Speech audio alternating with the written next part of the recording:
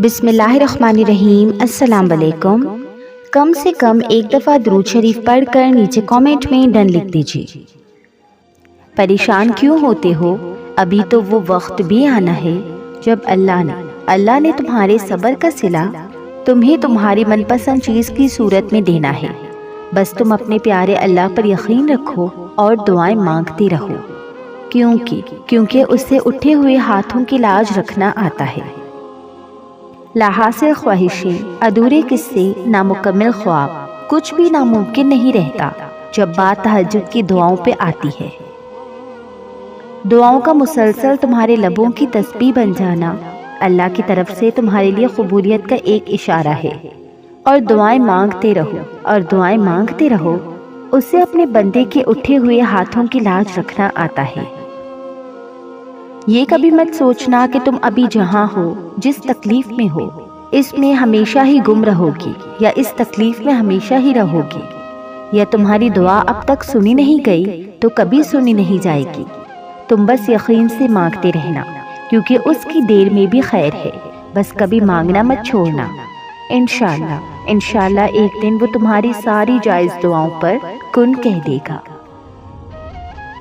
اللہ دیکھتا ہے جب تم سجدوں میں تڑپتے ہو، جب تم دعا کے لیے ہاتھ اٹھا کر خاموش ہو جاتے ہو۔ اللہ کو اندازہ ہے جب تم صبر کرتے ہوئے تھک جاتے ہو، جب تم بے بس ہو کر خاموش ہو جاتے ہو۔ یقین رکھو امید لگانے والوں کو اللہ کبھی نا امید نہیں چھوڑتا۔ نصیب سے ضد کبھی نہیں لڑ سکتی، نصیب سے عاجزی لڑتی ہے۔ جب ہم اللہ کے احترام میں سر جھکا لیتے ہیں، جب ہم اس کی رضا میں ریزہ ہو کر مٹی ہو جاتے ہیں، تو وہ اس مٹی سے ہمیں دوبارہ زندہ کرتا ہے، پھر وہ نہ ہونے سے ہونے کا وسیلہ بناتا ہے، پھر وہ اپنے حکم سے ہر وہ چیز بدل دیتا ہے جس سے ہمارا دل مطمئن ہو جاتا ہے۔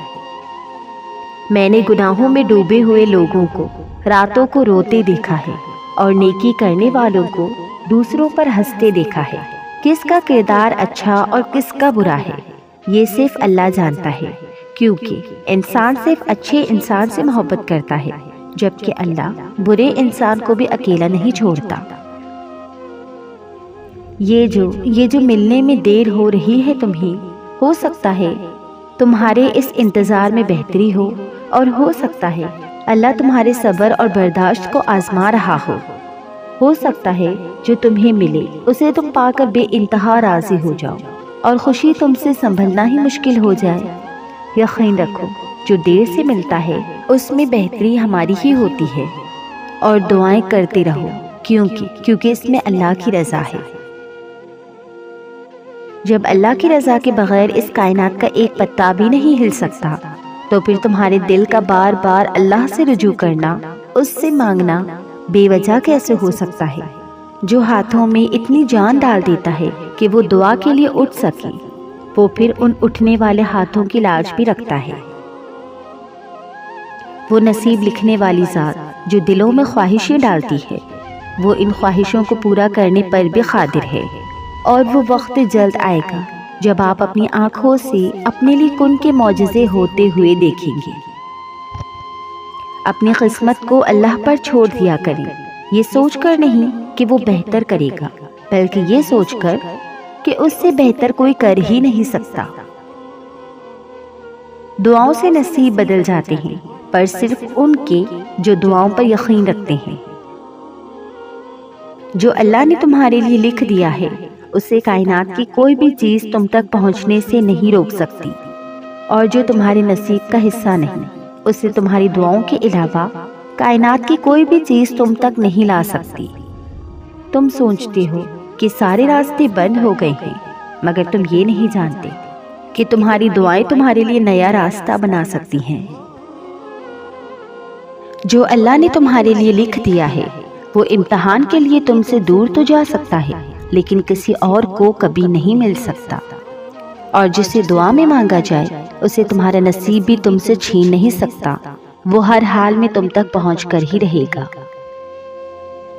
دعا کی قبولیت آواز کی بلندی نہیں، بلکہ دل کی تڑپ کا تقاضا کرتی ہے، کیونکہ دعا صرف الفاظ کا مجموعہ نہیں، روح کی طلب اور کیفیت کا نام ہے۔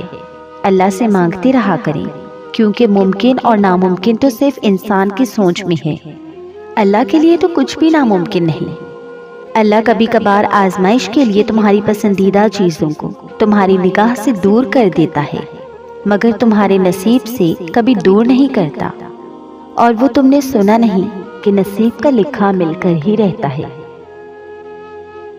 اللہ تو چھوٹی سی چونٹی کا حق بھی ضائع نہیں جانے دیتا، پھر تم نے کیسے سوچ لیا کہ وہ تمہارے ٹوٹے دل کے ساتھ کیے گئے صبر کو وہ ضائع کر دے گا؟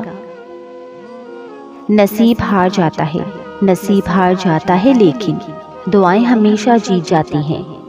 بس یقین کے ساتھ اللہ سے مانگتے رہو، وہ کن کا رب ہے، وہ فیکن کا نظارہ دکھائے گا۔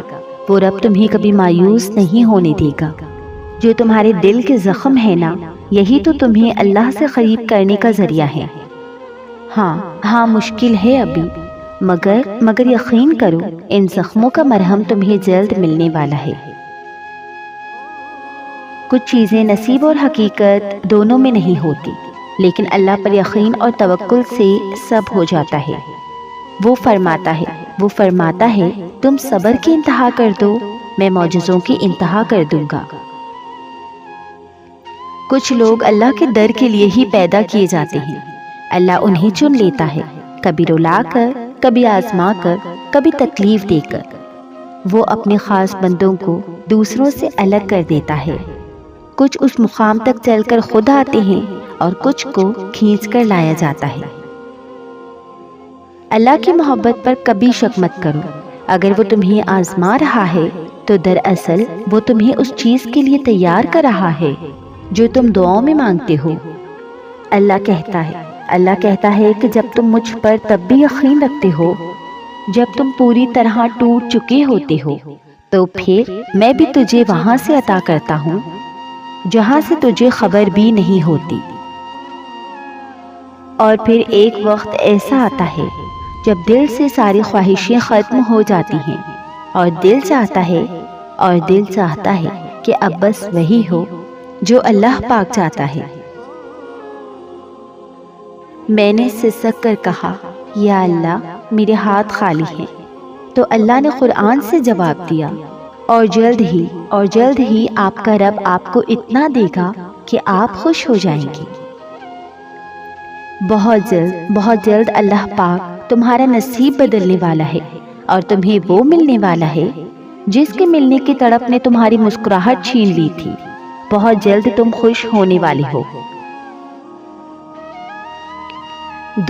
دعا سب کر سکتی ہے، بس اس یقین کے ساتھ مانگنا کہ جو تم مانگ رہے ہو وہ دنیا کے لیے اور تمہارے لیے ناممکن ہے، مگر جس سے مانگ رہی ہو وہ علی کل شیء قدیر ہے، جو اس پورے نظام شمسی کو چلا رہا ہے، جو رات کو دن اور دن کو رات میں بدل رہا ہے، جو تمہارے جسم میں ایک نظام کے تحت خون کو گردش کروا رہا ہے، جو آج تک تمہیں ہر بار سنبھالتا آیا ہے۔ وہ رب یہ دعا بھی قبول کر لے گا۔ اس سے جب بھی مانگو، جیسے بھی مانگو، وہ سنتا ہے۔ بس یقین کو کامل کر کے مانگو۔ یہ جان لو کہ جو مانگ رہے ہو وہ ممکن کرنا اس رب کے لیے مشکل نہیں۔ تم دیکھنا، تمہیں خود نظر آئیں گی تمہاری دعائیں قبول ہوتی ہوئی، معجزے تم خود دیکھ لو گی انشاءاللہ۔ قبول نہ ہونے والی دعا قبول ہوئی دعا سے بڑا معجزہ ہوتی ہیں، کیونکہ آپ کی کچھ دعائیں آپ کو توڑ دینے والی ہوتی ہیں، اور جب اللہ یہ دیکھتا ہے کہ آپ کی صاف نیت ہے تو اللہ آپ کو ان توڑ دینے والی دعاؤں سے بچا لیتا ہے، ان دعاؤں کے لیے جو آپ کے حق میں بہتر ہوتی ہیں۔ اور یہ سزا نہیں ہے، بلکہ اللہ کو آپ سے اتنی محبت ہے کہ وہ آپ کو غلط کا انتخاب کرنے نہیں دے سکتا، کیونکہ اکثر اوقات ہم خود ہی اپنے دشمن ہو جاتے ہیں، اور اللہ ہمیں ہم سے ہی بچا لیتا ہے۔ ہو سکتا ہے کسی چیز کو آپ برا سمجھو اور وہ آپ کے لیے اچھی ہو، اور کسی چیز کو آپ اچھا سمجھو اور وہ آپ کے لیے بری ہو۔ آپ نہیں جانتے، لیکن اللہ جانتا ہے۔ اللہ پاک کی رضا کے بغیر درخت کا ایک پتا بھی نہیں ہل سکتا، تو تمہاری زندگی میں جو کچھ چل رہا ہے وہ صرف اس کی رضا سے ہے۔ اگر تم آزمائش سے گزر رہے ہو تو بھی وہ جانتا ہے۔ اگر تم کچھ مانگ رہے ہو اور ابھی مل نہیں رہا تو بھی انتظار کرو، وہ تمہیں تمہارے صبر سے بھی آزمائے گا کہ تم اس صبر کا اجر مانگتے ہو یا نہیں۔ یاد رکھنا، اللہ پاک اپنے بندوں کو ان کی طاقت سے زیادہ کبھی نہیں آزماتا۔